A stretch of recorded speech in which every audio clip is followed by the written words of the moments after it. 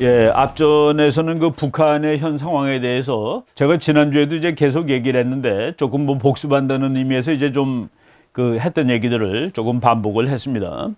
이제 두 번째 강의는 원래 그 제가 준비하기는 아시아 시대의 종언이라는 싱가포르 총리의 글이 그 포린 어페어스 이번 달 거에 나왔더라고요. 그래서 그걸 읽어보니까 뭐 재미있고 뭐 소개할 그 의미가 있어가지고 그것을 이제 준비를 했습니다. 근데 거기에 앞서서 지금 최근에 이제 제가 그 뭐 강의를 하고 그러는데 예, 여러 사람들이 이제 그 문의하는 사람들이 있습니다. 너희 강의는 중립적이냐?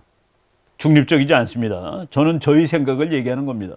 객관적이냐? 어떻게 객관적이겠습니까? 내 생각을 얘기하는데. 그래서 중립적이도 아니고 객관적도 아닙니다. 너는 왜 폭스뉴스만 보냐? 너는 왜 트럼프를 지지하느냐? 예, 거기에 대해서 뭐 궁금해하시는 분들도 있고 그래가지고 한번 좀 오늘날 미국 상황을 보면서 말씀을 잠깐 드리고 싱가포르 총리의 논문을 함께 읽도록 하겠습니다. 왜 폭스뉴스만 보냐? CNN이나 NYT를 보지 않고 제가 애써서 대답을 하려면은 CNN하고 NYT는 우리나라 모든 언론에서 소개하기 때문에 이건 안 봐도 다 압니다. 우리나라 모든 신문에서 미국의 언론 그러면 CNN 아니면 NYT, 뉴욕타임즈입니다.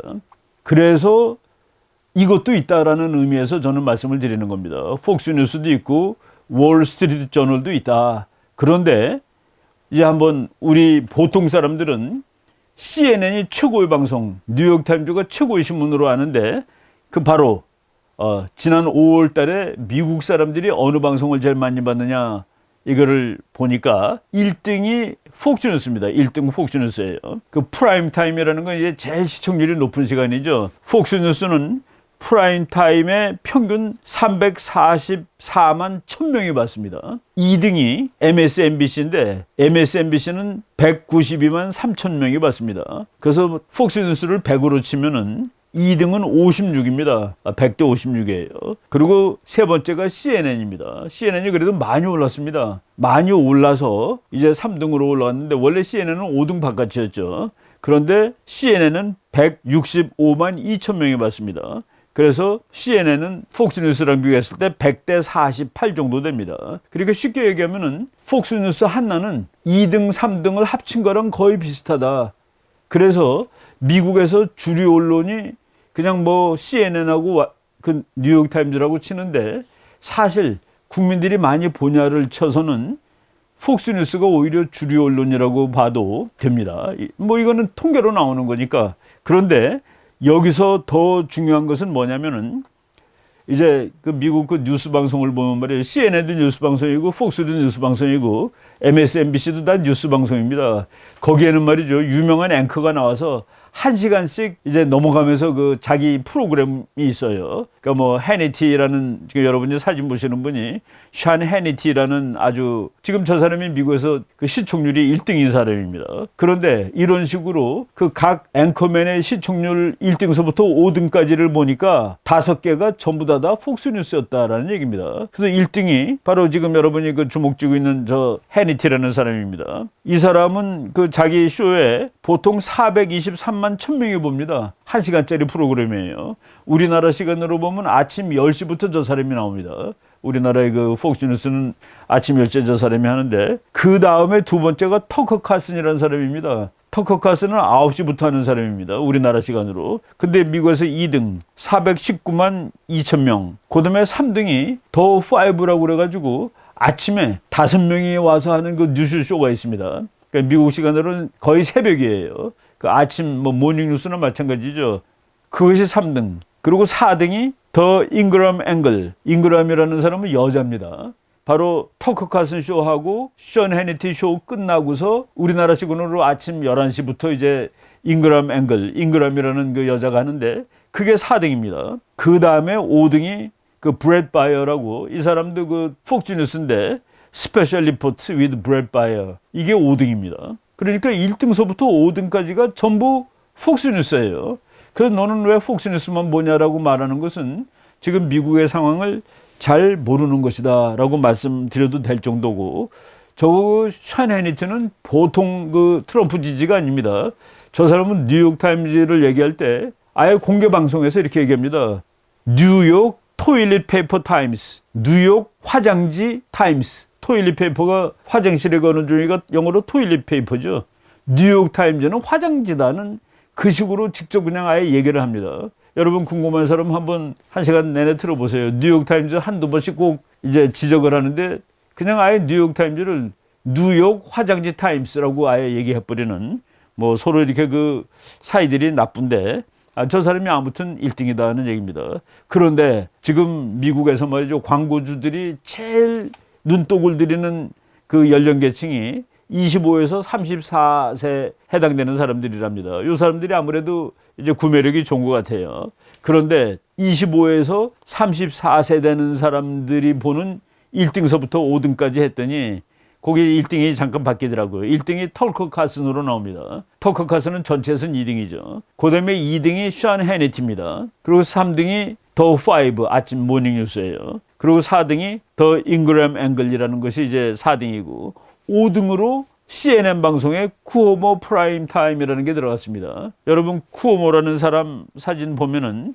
이 사람이 그 뉴욕 주지사하고 똑같이 생겼습니다. 뉴욕 주지사는 앤드루 쿠오모고 이 방송 앵커는 크리스 쿠오모입니다. 친동생이에요.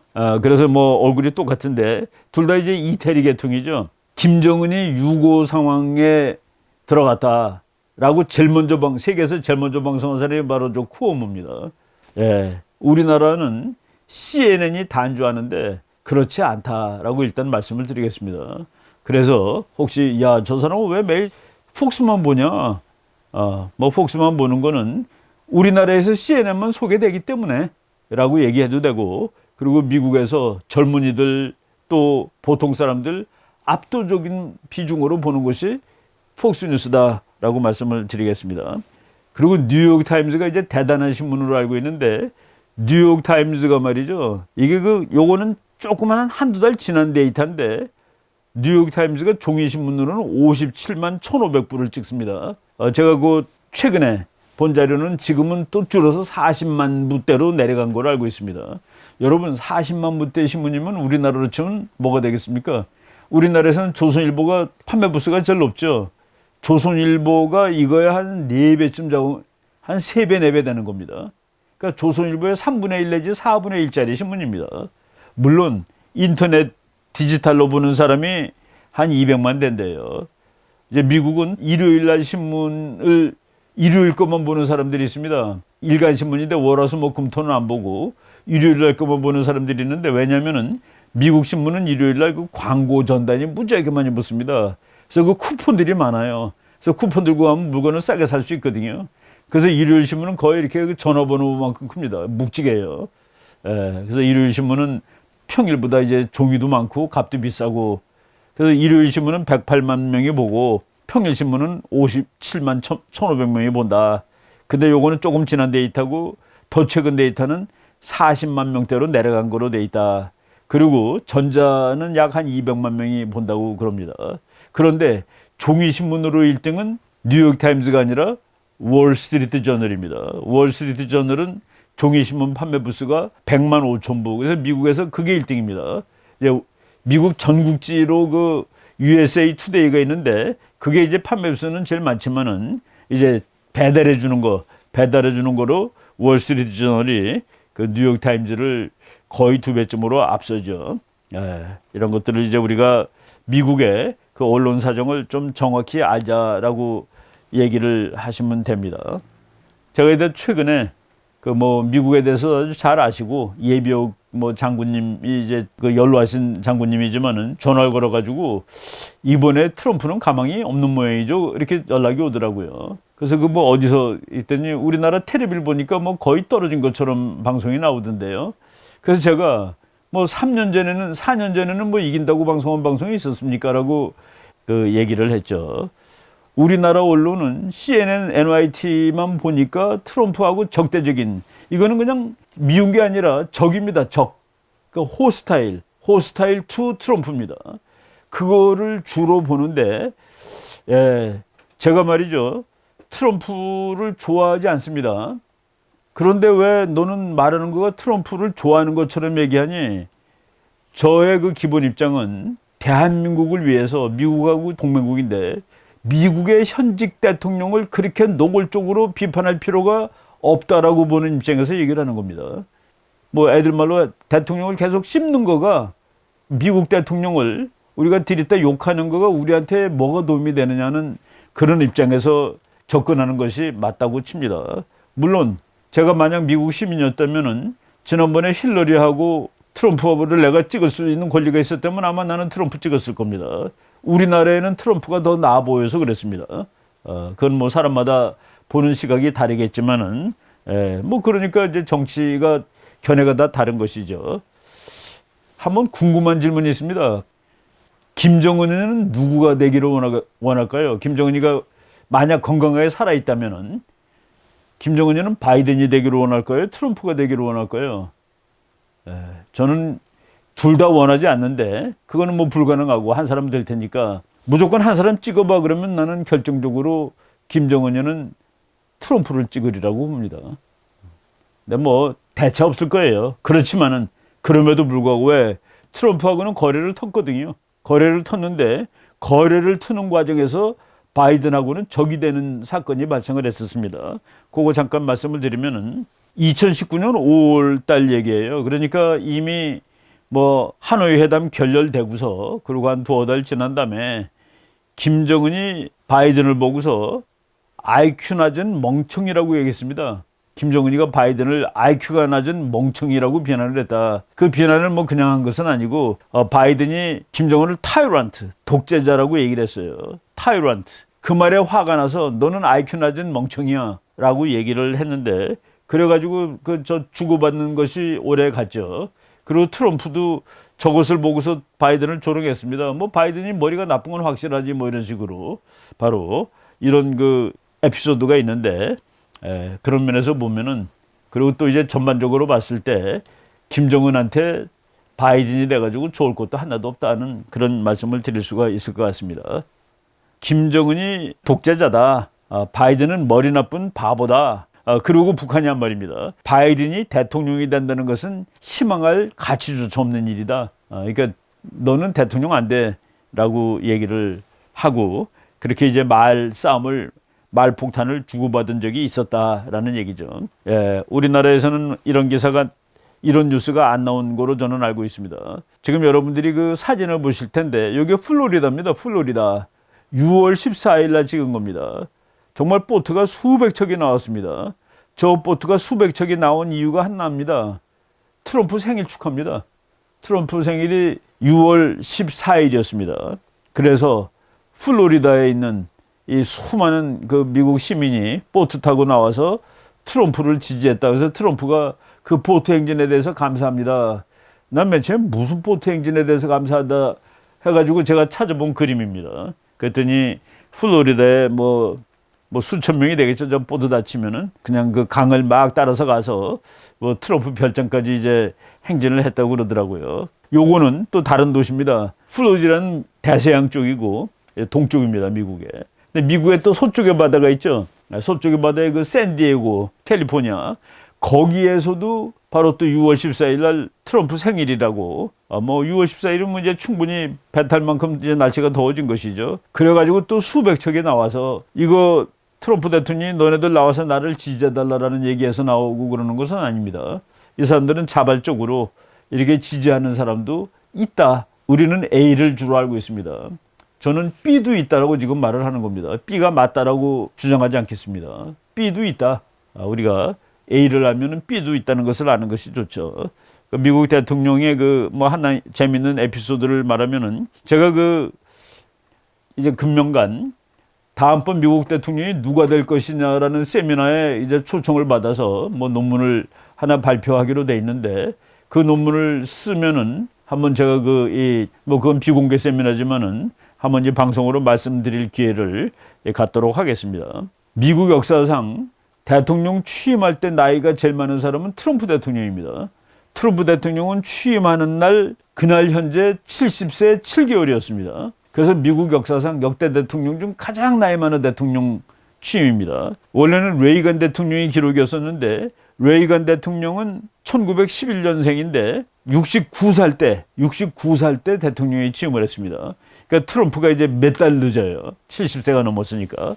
그런데 만약 요번에 바이든이 대통령이 되면은 취임하는 날 78세 2개월에 대통령이 되는 겁니다. 그래서 트럼프의 기록을 한또 7년 정도 느립니다. 예, 그런 대통령이 되죠. 그리고 지금 현재까지 대통령 재임했을 당시에 가장 나이가 많았던 사람은 현재는 이제 레이건 대통령입니다. 레이건 대통령은 8년을 했기 때문에 그래서 77세에 은퇴를 했는데 트럼프 대통령이 만약 재임을 한다면은 재선에 성공을 한다면은 78세에 은퇴하는 대통령이 돼서 또 그 기록도 깨는 것이죠. 그 나이 제일 많았을 때 현직에 있은 대통령이 됩니다. 그리고 바이든이 당선되면 바이든이 그 기록을 깰 것이다 라는 말을 잠깐 하겠습니다. 여러분 그 여론조사를 보면은 트럼프가 다 지는 거로 나오죠. 트럼프가 자기 트위터에 올린 겁니다. 6월 29일 날 올린 거예요. 아무 일도 안 하는 민주당원들에게 알려드리게 돼서 미안합니다. 그러나 나는 아주 좋은 여론조사 결과를 갖고 있죠. 내가 이기는 거로 나온다는 여론조사 결과를 갖고 있다는 겁니다.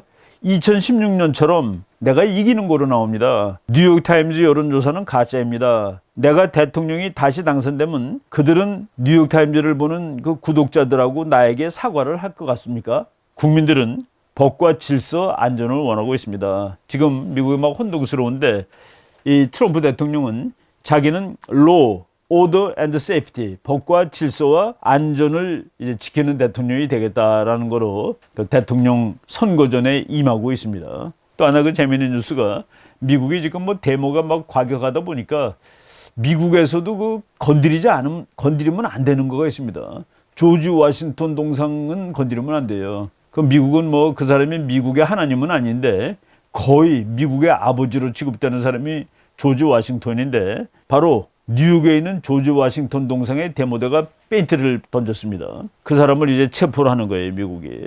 그런데 보니까 그 동상법이 있더라고요. 그 동상을 해치거나 페인트를 부은 사람은 최고 10년형까지 감옥에 가게 돼 있더라고요. 잡아서 보내겠다라고 지금 트럼프가 트윗에다가 얘기를 하고 있는 것이죠. 그게 이제 Monument and Statue Act. 그래서 워싱턴 기념탑, 워싱턴 DC에 가면 정말 높은 탑이 하나 있는데 흰 돌탑이죠. 그런 데다가 뭐 빨간 페인트를 뿌린다든가 그러면 10년형을 산다는 거를 알게 됐습니다. 미국은 뭐 저 법이 좀 그 무서운 법 같아요. 예, 그리고 말이죠. 지금 뭐 트럼프 대통령 금년 가을 이제 뭐 선거까지 몇 달 안 남았는데 제가 그 6월 23일 날 존 볼턴 책도 이제 주문을 하고 그랬는데 존 볼턴 책은 뭐 인기가 좋아서 그런지 안 오고 한 달 후에 보내준다고 그랬습니다. 다른 책들이 왔는데 제가 요번에 그 주문했던 책 중에 하나가 For God and Country, 하나님과 조국이라는 제목으로 번역이 될 수 있겠습니다. 그리고 이제 부제가 The Christian Case for Trump, 왜 기독교들은 트럼프를 지지하는가라는 책인데 랄프 리더라고 유명한 저자죠. 이 사람 책을 이제 추천한 사람들 그 뒤에 글 한두 개만 읽어보겠습니다. 닥터 로버트 제프리라는 목사님이 저자가 이 탁월한 책에서 잘 밝혀주고 있는 바처럼 기독교인들은 트럼프와 함께하고 있습니다. 그는 생명 존중, 뭐 구체적으로 낙태 반대입니다. 종교 자유, 구체적으로 동성애 반대입니다. 등 중요한 성경적 원칙을 견지하고 있기 때문입니다. 저 얘기 웬만한 정치가가 공개적으로 못합니다. 나는 낙태 반대요. 나는 동성애 반대요를 어떻게 얘기를 합니까? 보통 정치가가. 그런데 트럼프는 합니다. 그래서 기독교들이 저 사람 찍는 겁니다. 중요한 성경적 원칙을 견지하고 있기 때문입니다. 만약 좌파들이 복음주의자들이 2016년 트럼프를 지지한 수준에 놀랐다면 그러니까 기독교인들이 트럼프를 많이 지지했습니다. 구체적으로 말하면 복음주의자들이라는 사람의 81%가 트럼프한테 찍었습니다. 어떤 한 집단에서 81%가 한쪽으로 몰린 경우는 거의 없습니다.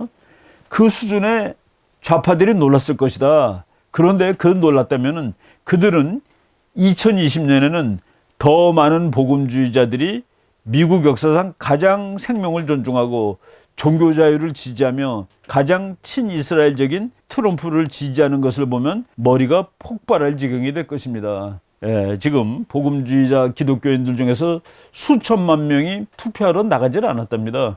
나간 사람 중에서는 81%가 트럼프를 찍었어요. 2016년에. 그런데 이번에는 다 나와서 저 사람을 찍어야 된다라고 지금 얘기하고 있는 겁니다. 그래서 너네들은 그것을 보면 머리가 터질 거야 라는 식으로 목사님이 얘기를 했죠. 그 다음에 마이크 허커비라는 사람이, 이 사람도 목사님입니다. 근데 아칸소 주지사고, 그리고 저 사람도 트럼프와 함께 대통령 뛰었던 17명 중에 하나입니다. 그 사람이 이제 이 책에 대해서 책을 추천한 거예요. 트럼프는 나의 첫 번째 후보는 아니었습니다. 내 자신이 첫 번째 후보였죠. 왜? 지가 대통령 되려고 나왔으니까. 그러나 나는 수천만 복음주의자들과 함께 그를 지지했습니다. 복음주의자는 그냥 영어로 에반젤리칼이라고 하는 사람들입니다. 아주 그 열정적인 기독교 신자라고 보시면 됩니다. 이 신나는 책에서, 이 기분 좋은 책에서 랄프 리드는 이 사람들, 하느님을 두려워하는 애국적인 시민들이 2016년 트럼프에 투표함으로써 어떻게 세상을 바꾸어 놓았는지, 그리고 2020년에도 마찬가지 일이 일어날지를 잘 설명해 주고 있습니다. 라고 이 책을 추천을 했습니다. 그래서 우리가 한쪽 견해만 보면 안 된다는 그런 얘기입니다. 오늘 뭐 어차피 제가 초두 부분을, 왜 선생님은 한쪽 신문만 보세요, 왜 한쪽을 두둔하세요 그랬는데, 거기에 대한 답이라고 여러분들이 생각하시면 될 것 같습니다.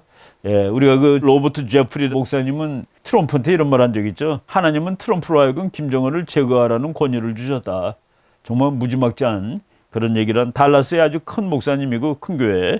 트럼프가 아마도 조 목사님 말이라면 그냥 다 듣는 이런 상황입니다. 허커비 주지사 사진도 보는데 저분도 대통령을 2번 나왔는데 그런 꿈이 있는 분이겠죠. 그리고 그 딸이 사라 샌더스가 백악관 대변인으로 이제 한 몇 년 근무했기 때문에 트럼프 대통령, 여러분들이 미국 방송 보시는 분은 저 사람이 그 딸이구나라고 알 수 있을 것 같아요. 예, 이거는 제가 그냥 앞부분으로 이제 제대로 된 어떤 이슈 주제라기보다도 하나의 제 시청자들이 문의하는 데 대한 답변 형식으로 이제 말씀을 드렸습니다. 제가 오늘 메인 토픽인데 하다 보니까 이게 메인 토픽이 어떤 거가 될지 잘 모르겠습니다만은, 하여간 한문으로 쓰면 이현용이라는 사람입니다. 발음을 리셴롱. 그래가지고 이 사람이 바로 리콴유, 이광요라는 사람은 또 싱가포르의 아버지죠. 싱가포르를 건국한 아버지나 마찬가지인데 그 사람 아들입니다. 아들이 다시 싱가포르 총리를 하고 있는데, 이 사람이 Foreign Affairs 2020년 7, 8월 호에 대표 논문을 기고했는 논문이 꽤 깁니다. 우리가 이걸 다 읽을 필요는 없는데, 그 제목이 The Endangered Asian Century. Endangered 그러면 이게 뭐냐면은, Endangered Species 그러면은 이제 멸종 위기에 처한 동물, 멸종 위기에 처한이 Endangered입니다. 이제 죽을 것 같아요. 없어질 것 같아. 아시아의 세기가 없어질 것 같다. 라는 제목입니다. 그리고 부제가 America, China and the Perils of Confrontation. 미국과 중국, 그리고 그 두 나라가 싸울지 모른다는 데 대한 두려움, 공포심, 이런 얘기예요. 예, 맨 앞에 이런 말이 나옵니다. 다음 세기는 아시아의 시대라고 부르는 사람들이 많습니다. 그러나 나는 이 말에 동의하지 않습니다. 이 말을 누가 했느냐? 등소평이 1988년에 인도 수상 만나서 한 얘기입니다. 인도 아시아의 정말 대국이죠. 중국 아시아의 대국이고, 그 두 나라 인구를 합치면은 26, 7억이나 되는 전 세계 인구의 거의 한 3, 40% 되죠. 그 세계의 반은 안 되더라도 이런 두 대국인데, 바로 등소평이 나는 아시아의 시대골이라고 생각하지 않습니다. 라고 이제 얘기를 했다는 것부터 논문을 시작합니다. 여러분들이 잡지에 표지를 보고 있습니다. 지구가 터지게 생겼어요. 폭탄처럼 터지는데 불이 막 타들어가는데, 그 불타 들어가는 모습이 바로 코로나 바이러스의 모습입니다. The World After the Pandemic. 지금 아직 끝나진 않았습니다만은, 저 잡지에서는 이후의 세계에 대해서 논의하는 그런 논문들이 많이 들어있습니다. 등소평은 중국의 모택동에 버금가는 그런 훌륭한 지도자라고 말할 수 있겠습니다. 중국이 오늘만큼 먹고 살게 된 데는 한 사람을 얘기하라 그러면 당연히 등소평이 나오겠죠. 등소평이는 이제 실용주의자입니다. 그래서 저 사람이 주장한 이론이 흑묘백묘론이라는 게 있었습니다. 검은 고양이든 흰 고양이든 색깔이 뭐가 문제냐. 쥐를 잘 잡으면 될 뿐이지. 저 말을 했기 때문에 공산주의를 정말로 추종하는 사람들한테 비난도 많이 받고 그랬죠. 그리고 저 사람은 자본주의를 지지하는 사람 주자파로 몰려서 모택동에 살아있을 때 무려 6번이나 죽을 뻔한 고비를 넘겼던 그런 사람입니다. 이 사람이 했던 말 중에 유명한 거가 도광양해, 칼을 칼집에 넣어서 번쩍번쩍거리는 칼빛이 밖으로 새나가지 않게 하고 금은방 같은 어둠 속에서 실력을 기른다. 그러니까 저 사람은 중국이 점점 큰 나라가 되면은 견제가 들어올 거를 아는 것이죠. 그래가지고 은밀히 숨어서 힘을 기르자라고 얘기했는데 저것도 국가 대전략으로서는 사실은 좀 문제가 있죠. 국가 대전략이 속임수입니다. 숨어서 힘을 기르자, 시간을 벌자. 그런데 국가들이 다른 나라의 속임수에 잘 속지 않는다는 게 문제죠. 우리가 이제 중국 사람들이 오랫동안 쓰는 말이 화평불기입니다. 평화롭게 일어선다. 그러니까 peaceful rise입니다. 그러니까 중국이 일어서요. 미국은 이제 그걸 보는 겁니다. 중국이 평화롭게 일어서면 미국이 가만히 있을 것 같습니까? 미국은 말이죠. 중국한테 평화롭게 일어선다 중에서 미국이 강조하는 건 일어선답니다. 중국 일어서지 말았으면 좋겠어. 평화가 아닙니다. 일어서지 마. 일어서지 마. 그래서 충돌을 운명적으로 하게 되는 것이죠. 그런데 하여간 리시엔룽의 그 논문을 읽겠습니다. 30년 후 등소평의 예언은 선견지명이 있는 것으로 증명되었다. 아시아가 세계 최고의 경제 발전을 보이는 지역이 되었고 아시아의 경제는 세계의 절반이 넘게 되었다. 이건 당연히 넘어야 됩니다. 아시아가 세계 경제의 절반이 넘지 않은 적은 인류 역사에 이래 없습니다. 그러면 언제 못 넘었냐? 영국이 산업혁명을 한 다음에 그때 아시아가 2등으로 밀렸지. 아시아는 왜 농업사회에서는 땅이 크고 인구가 많은 나라가 당연히 1등이죠. 그래서 GDP상으로 정말 지난 수천 년 동안 GDP 1등 중국, 2등 인도, 영국 같은 거 보이지도 않았습니다. 영국이 산업혁명을 한 다음에 중국을 앞서게 되고 그것은 1800년대가 지난 다음의 일이었다. 그런데 이제 그래서 한 200년 동안 중국이 1등에서 이제 떨어져 나가 있었습니다. 이제 아시아가 컸는데 지금 현재도 등소평의 경고는 타당하다. 아시아의 세계는 필연적인 것도 아니고 미리 운명이 정해진 것도 아니다. 그리고 아시아가 이렇게 번영한 이유를 이 사람은 정확히 지적하고 있는 것 같습니다. 2차 대전 이후 팍스 아메리카나 덕택에 아시아는 번영할 수 있었다. 그리고 팍스 아메리카가 제공한 그런 세계는 아시아에 대단히 유리한 그런 전략적 맥락이었다. 그러니까 미국이 세계에서 제일 셌는데 provide a favorable strategic context. 미국 때문에 아주 아시아한테는 유리한 그런 전략적인 콘텍스트가 이제 제공되었다. 그런데 지금 현재 미중 관계의 악화는 아시아의 미래와 다가올 국제 질서의 모습에 대해 심각한 의문을 제기하도록 한다. 이 사람이 이제 싱가포르 사람이니까 싱가포르 지도자로서 자기가 미국과 중국이 싸우는 와중에 껴있다는 사실이 상당히 힘든 사람입니다. 특히 끼어있는 나라, 싱가포르 같은 나라들은 미래에 대해서 대단히 우려하고 있다. 이분이 순수한 학자가 아니기 때문에 이분의 그 이론에 대해서 학문적인 비평은 하지 않도록 하겠습니다. 그냥 다 한마디 한다면은 2차 대전 이후에 미국이 패권국이었다라는 것은 엄밀한 의미에서 틀리는 말입니다. 미국은 패권국이 언제 되었냐? 소련이 망하는 해에 패권국이 됐습니다. 혼자 남아서 패권국이지. 소련이 반을 차지하고 있는데 어떻게 패권국입니까? 절반짜리 패권이죠. 그러니까 절반짜리 패권은 패권이 아니죠. 근데 이제 그것을 제가 한마디만 하고 이론적으로 이제 다투진 않겠습니다. 이 사람이 이제 얘기한 거예요. 작금의 현상은 변해야 한다. 그러나 결과는 미국과 중국의 결정에 의존할 것이다. 그러니까 미국과 중국이 어떻게 결정하느냐에 따라서 앞으로 다가올 세상이 달라질 것이다. 이 사람의 소망입니다. 양국은 협력적으로 행동했으면 좋겠다. 두 나라가 서로 그래도 같이 존재한다는 그런 일상을 만들어내야 되지 않겠냐. 협력적으로 경쟁해야 된다. 라이벌이어서는 안 된다. 정치인의 분석입니다. 두 센 나라가 있으면 이게는 운명적으로 갈등하게 돼 있는 것이죠. 그게 이제 국제정치의 논리인데, 그래도 이분은 미국하고 중국이 어떻게 협력할 수 있는 방법이 없겠느냐 하는 것을 이제 강구를 하는 것이죠. 아시아 국가들은 미국이 아시아 지역에서 사활적인 국가 이익을 가진 국가라는 사실을 인정한다. 동시에 그 아시아의 현실이 중국입니다. 아시아의 중국이라는 큰 나라가 지금 생긴 거예요. 동시에 중국도 아시아의 현실이다. 그냥 뭐 한국말로 번역하니까 좀 이상한데 at the same time, China is a reality on the doorstep. 중국이라는 건 현상이에요. 큰 나라가 하나 생긴 겁니다. 아시아 국가들은 이 두 나라 사이에서 선택을 강요당하기 원치 않는다. 뭐 당연한 얘기죠. 왜? 둘 다로부터 이득을 보는 게 좋으니까. 그런데 이제 지금 일어나고 있는 일을 묘사한 겁니다. 만약 미국이 중국의 부상을 봉쇄하려 한다거나, 지금 미국이 중국의 부상을 봉쇄하고 있죠.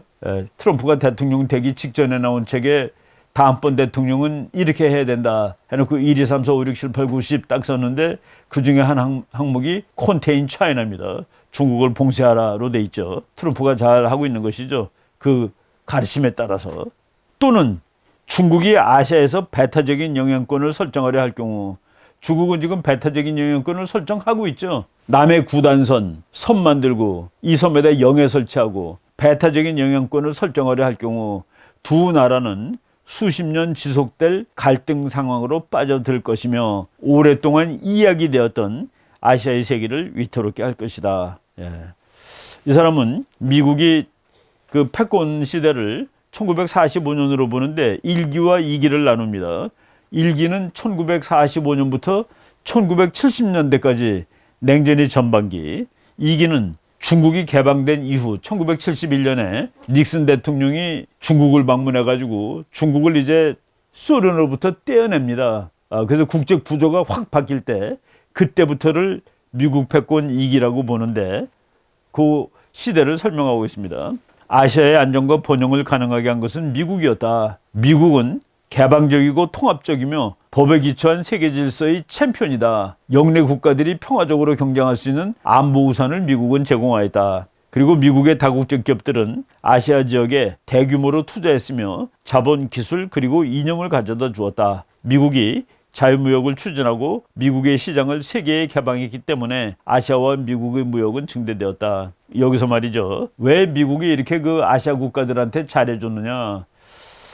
미국이 착한 나라라서 잘해준 것은 아닙니다. 소련이라는 무지막강한 적하고 싸울 때 한 나라라도 미국 편에 더 붙들어 두기 위해서 미국은 잘해준 겁니다. 미국이 한국을 아주 잘해줬습니다. 냉전시대 때. 한국에서 물건 팔면 미국이 맛있게 사줍니다. 그러면서 미국 물건을 한국 보고 사라고 강요하지 않습니다. 싱가포르 뭐 이런 나라들, 아시아에 있는 모든 나라들한테 미국이 그렇게 잘해준 겁니다. 왜? 너네들이 우리 편이 돼야지 내가 소련을 깰 수가 있어 라는 그런 얘기죠. 그런데 그 와중에 중국도 소련 편이었는데 미국이 띄어내고 중국도 미국 덕택에 무지하게 발전한 나라가 되어서 지금 힘이 강해졌다라는 그런 얘기입니다. 이제 그 계기가 키신저의 중국 방문이죠. 그 당시에. 그때 우리 다 중공이라고 불렀습니다. 그리고 1978년에 등소평의 계약개방. 등소평의 계약개방은 미국이 제공해주는 국제 자본주의 질서 속에 중국이 문을 열고 들어가는 겁니다. 그래서 아시아 국가들이 쭉쭉 큰 것이죠. 오랫동안 아시아 국가들은 미국을 가장 중요한 경제 파트너로 생각했다. 그러나 중국이 급속히 성장한 이후 아시아 국가들은 중국으로부터 기회를 찾게 되었다. 왜냐? 돈주가 하나 더 생긴 거예요. 미국하고만 장사하면 됐었는데 중국이 막 발전함으로써 중국하고 장사하고 중국한테 물건 팔고 중국제 사오게 되고, 그래서 이제 파트너가 하나 더 생긴 겁니다. 중국은 아시아의 주요한 파트너가 되었다. 이와 함께 아시아에 대한 중국의 영향력도 늘어났다. 좋은 시대의 이야기입니다. 그러나 이 같은 와중에도 팍스 아메리카나는 유지하고 있었다. 중국이 무럭무럭 크지만은 미국도 또 세계의 패권국이 된 거예요. 그래서 중국은 미국의 압도적인 우위에 도전할 처지에 있지 못했으며 도전하려 하지도 않았다. 저는 이 부분 읽으면서 참 그때가 좋은 시절이었다는 생각이 듭니다. 90년, 80년, 90년 그리고 2000년 무렵쯤까지입니다. 한 20, 30년 동안 그게 우리가 한 말입니다. 안미, 경중. 안보는 미국하고 하고 경제는 중국하고 한다. 한국뿐만 아니라 아시아 모든 나라가 다 그랬죠. 실제로 중국은 등소평의 철학을 따랐다. 등소평이 가르치는 바를 따랐다. 너의 힘을 감춰라. 시간을 벌라. 그리고 중국은 등소평이 말한 대로 군사력을 강화하기보다 농업, 공업, 과학, 기술 분야의 현대화에 우선순위를 두었다. 그래서 미국과 중국 사이에, 중국이 막 크는 나라지만은 두 나라 사이에 평화가 있었고 아시아는 양측 모두로부터 이득을 얻을 수 있었다라는 얘기를 하는 겁니다. 그래서 이제 싱가포르 총리는 벨트 앤드 로드, 중국의 이제 1대1로, 그리고 미국의, 그러니까 영어로 Asia Reassurance Initiative Act, 아시아의 안보를 확신해주는 뭐 법안 뭐 이런 거였죠. 아시아 국가들 걱정하지 마라. 내가 안보를 다 보장해 줄 거야. 또는 빌드 액트, 우리가 한번 설명한 적이 있을 겁니다. 중국한테만 돈 빌려 쓰지 말고 우리 것도 빌렸어. 그런데 이거를 이 싱가포르 총리는 이것이 서로 배타적이 아니다. 서로 같이. 그러니까 1대1로에 참석한 나라가 미국으로부터도 안전을 보장받고 미국의 돈도 빌려 쓸 수 있고, 그래서 이것은 그 중국의 영향력, 미국의 이런 것들이 그 같이 작동하는 그 구조가 배타적인 구조가 아니었다 이겁니다. 그러니까 미국의 돈도 빌려 쓸 수 있고 중국의 1대1로도 참석할 수 있고, 그것이 최근까지의 상황이었는데, 그래서 지금까지는 이 같은 포뮬러가 잘 작동하였다. 그러나 팍스 아메리카의 전략적 기반이 근본적으로 흔들리기 시작하였다. 개혁개방 40년이 지난 지금 중국은 변하고 있다. 중국의 경제, 기술, 정치적 영향력이 기하급수적으로 증대되기 시작하자 중국의 모습도 함께 변했다. 이제 이것이 자연적인 국제정착입니다. 중국의 지도자들은 더 이상 등소평의 가르침을 인용하지 않는다. 왜 그럴까요? 왜 등소평의 가르침을 인용하지 않을까요? 이용하지 않아도 됩니다. 이제 수모사하지 않아도 될 만큼 컸다는 얘기예요. 중국은 자신을 대륙국가로 보며 동시에 해양국가를 지향하고 있다. 중국은 육군과 해군을 현대화시키고 있으며 중국군을 세계 수준의 전투력으로 만들고 있다. 중국은 점차 해외에서 자신의 이익을 증진 보호하려 하며 국제 문제에서 자신의 정당한 지위를 확보하고자 한다. 예, 이거 막을 수가 없는 일이 벌어지고 있는 겁니다. 자연스러운 일입니다. 그런데 미국은 힘이 줄었냐? 또 그렇진 또 않아요. 아직도 많은 차원에서 압도적인 강대국인 미국은 자신의 대전략을 재평가하기 시작했다. 자신의 경제력이 차지하는 비중이 축소되는 상황에서 미국이 국제 평화와 안보를 유지하는 부담을 계속 담당하려 할지, 여기서 아주 중요한 문장이 나오는데, 미국이 만든 세계인데 지금 미국이 제일 이득을 많이 보지 못하는 세상으로 바뀌고 있다. 그리고 미국이 만든 세계에서 힘이 세진 나라 때문에 미국이 위험하게 되었다. 그런데 내가 아직까지 해오던 일을 계속 해야 되니? 라는 질문을 미국이 한다는 그 얘기입니다. 그래서 미국은 국제평화와 안보를 유지하는 부담을 계속 담당하려 할지, 그렇지 않으면은 미국 제일주의, 이 사람은 미국 제일주의는 폭 좁은 정책이라고 그랬습니다. 그거를 추구해야 될지 잘 모르겠다. 뭘 잘 모르겠습니까? 그걸로 가는 거지. 미국이 지구 체제에서 자신의 책임에 대한 근본적인 질문을 제기하고 있는 순간이다. 지금 미국은 내가 지난 몇십 년 동안 하던 일을 더 하면은 이제 나한테 더 힘든 세상이 온다라고 지금 결심을 했습니다. 왜? 중국이 점점 더 커지잖아요. 그러니까 미국은 중국 너도 이제 더 이상 이제 나한테 내가 주는 그런 혜택을 이제 더 이상 받을 수 없어. 이제 안보 이제 네가 받아 지켜. 나는 그만 지킬 거야. 라는 식으로 이제 미국이 이제 스타일을 바꾸는 거죠. 이제 근데 그래도 정치가 답게 미국과 중국이 선택을 해야 되는데, 미중 양국은 본질적인 선택을 해야 된다. 미국은 중국이 실존의 위협인가 또는 그 자체를 인정해 주어야 강대국인가를 판단해야 된다 얘기입니다. 여기서 이분이 뭐 한 나라의 총리인데 왜 미국이 중국을 지금 무서워할까요? 첫 번째 이유는 중국이 2등이라서 그렇습니다. 일본이 2등일 때는 미국이 일본하고 전쟁하겠다고 그랬습니다. 한 20, 30년 전 얘기죠. 그리고 소련이 2등일 때는 소련을 그냥 있는 힘 다해서 깨놨습니다. 혹시 영국이 2등이면 어떨까? 영국은 미국하고 그렇게 친하다는데 프랑스가 2등이면 어떨까? 저는 만약 그런 세월이 오더라도 미국과 2등은 싸움을 할 것 같다는 생각이 듭니다. 그 미국이 남북전쟁을 할 때 말이죠. 영국 사람들이 미국이 무럭무럭 크는 거가 사실은 너무 무서웠어요. 그런데 미국의 남북전쟁이 일어났을 때 영국 사람들이 뭐라고 그러는지 아십니까? 드디어 미국이라는 저 앞으로 무시무시한 거인이 될지도 모를 저 미국이라는 나라의 등뼈를 부러뜨릴 기회가 왔다라고 영국 사람들이 얘기를 합니다. 그래서 저는 미국이 중국하고 사이가 본질적으로 나빠야 될 이유가 있는 나라가 아닙니다. 오히려 미국하고 일본은 문화적으로 더 사이가 나쁠 수 있어요. 전략적으로 일본하고 미국 사이에는 아무것도 없잖아요. 그렇지만은 미국하고 중국 사이에는 일본이라는 방패자가 있습니다. 그래서 미국하고 중국은 직접 싸울 일이 사실은 좀 덜해요. 그래서 여기서 중국은 실존의 위협인가, 미국이 그 자체를 인정해 줘야 될 강대국인가, 여기에 대해서 조금 좀 물론 이제 국가들이 성격이 있어요. 민주주의 국가도 있고, 중국이 정말로 미국과 같은 민주주의가 됐다 했을 때, 그리고 그만큼 컸다 했을 때 평화가 올까? 민주주의끼리면 평화가 온다는 그 이론이 있는데, 그거는 이제 가봐야지 저는 안다고 보는 편입니다. 미국과 같은 민주주의 국가가 두 개가 있다. 그 두 개는 평화롭게 지낼 것이냐? 그거는 모르겠답니다. 왜? 이익이 충돌 때문에 나라들이 사이가 나빠지는 것이지, 생각이 같기 때문에, 생각이 같아도 이게 충돌하잖아요. 그렇게 형제끼리도 싸우고 부모 자식 간에도 싸움이 있는데, 저는 이런 생각을 합니다. 현존하는 국제적 규칙과 규범 아래 중국의 야망을 적응시키려는 심각한 노력을 할 만한 가치가 있을 것이다. 즉 이 사람은 미국한테 호소하는 겁니다. 그래도 중국을 이 기존 체제 안에서 인정을 해주는 방법은 없겠냐. 그런데 그거는 중국이 받아들일 수가 없어요. 왜? 중국은 아니야, 이제 내가 이 세계의 주인이 되고 싶어. 기존의 질서가 아니라 나의 질서를 가지고 싶어 라고 얘기하는 겁니다. 그래서 이 싱가포르 총리가 현존하는 국제적 규칙과 규범 아래 중국의 야망을 한번 어답트 시키려는 그런 노력을 미국은 할 수 없을까라고 질문하는데, 저는 이거는 미국은 하겠죠. 내 질서하에서 네가 내 말을 듣는 범위 내에서 말을 들어.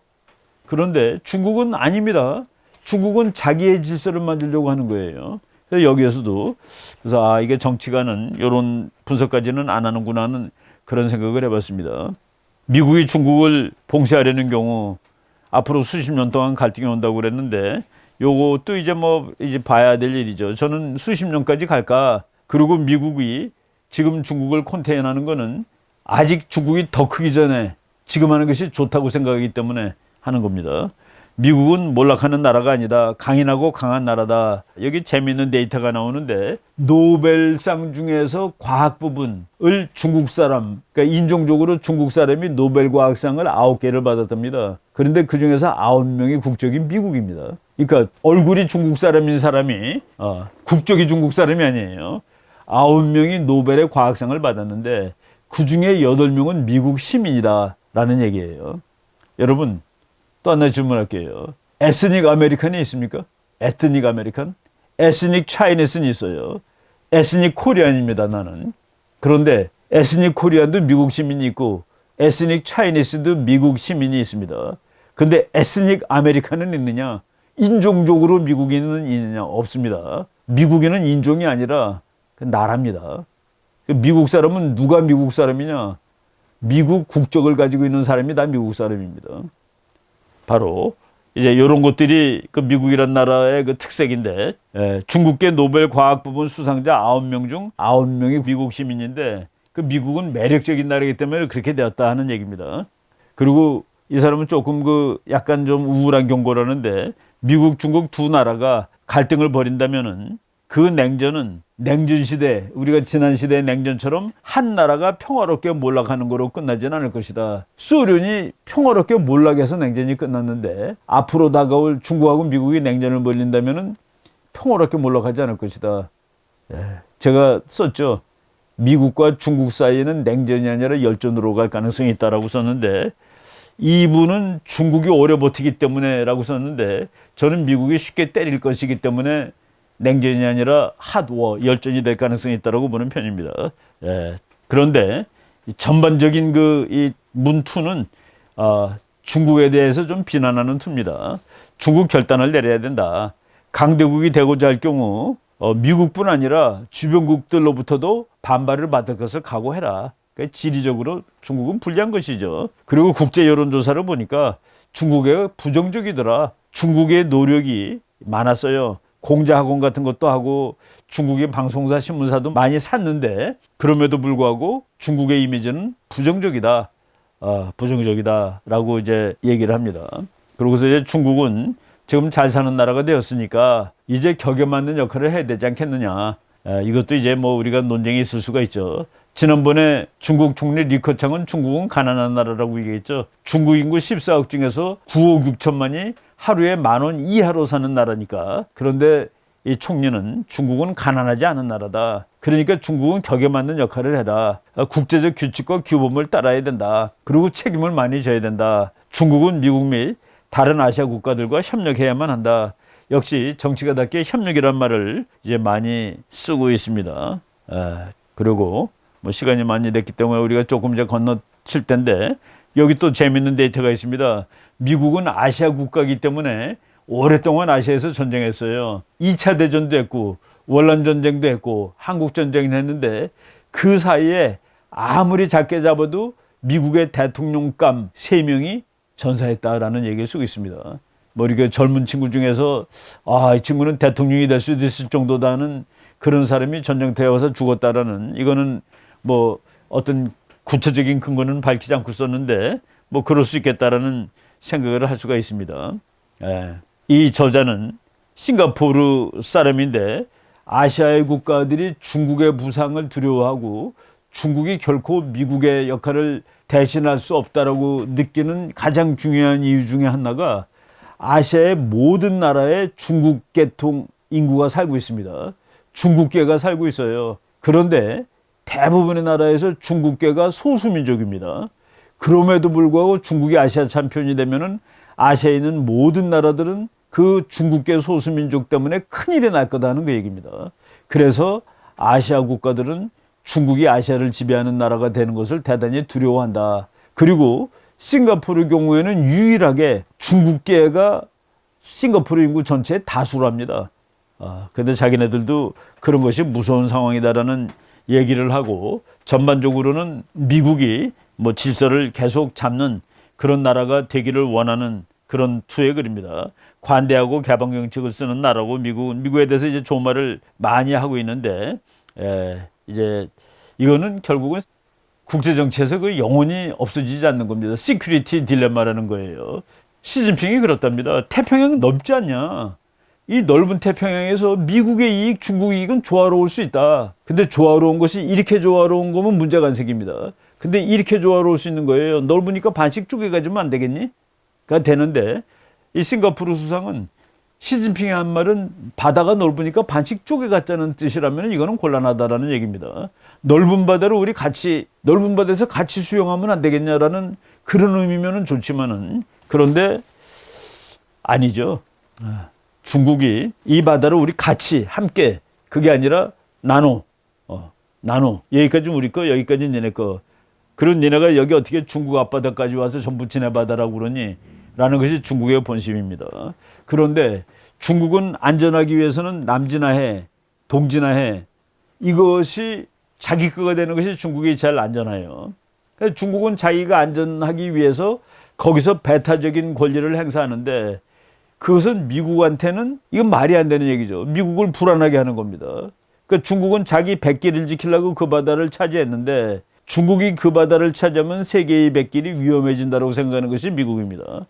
바로 이것을 우리는, 학자들은 안보의 딜레마, 시큐리티 딜레마라고 얘기를 합니다. 한 나라가 자기의 안보를 추구하기 위해서 한 행동은 다른 나라가 자기의 안보는 거꾸로 망치는 일로 볼 수밖에 없다 하는 그 얘기가 거기에 나타나고 있는데, 하여간 시진핑이가 태평양이 넓다. 그러니까 둘의 이익을 다 담을 수 있다.